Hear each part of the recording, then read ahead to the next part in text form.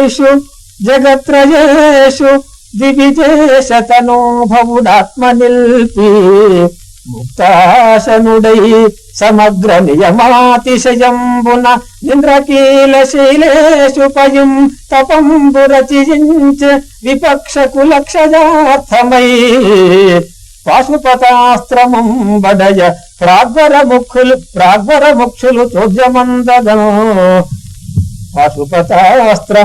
పాశుపతాస్త్రం బడయ ప్రాగ్వర ముక్షులు చోద్యమందగన్. శ్రీకాళహస్తి మహత్యములో శ్రీకాళహస్తీశ్వర మహాత్మ్యంలో భూజ్యటి వ్రాసినటువంటిది. ప్రాగ్వర ముక్షులు అంటే దేవేంద్రుడు మొదలైనటువంటి వాళ్ళు అని అర్థం. ముక్తాశనులై అంటే ఆహారం విడిచిపెట్టి అని. విపక్ష క్షయార్థం అంటే శత్రువుని నాశనం చేయడం కోసం పాశుపతం కావాలని అని. మిగిలిందంతా కూడా సుగమంగా తెలుస్తూనే ఉంది. చాలా బాగుందండి.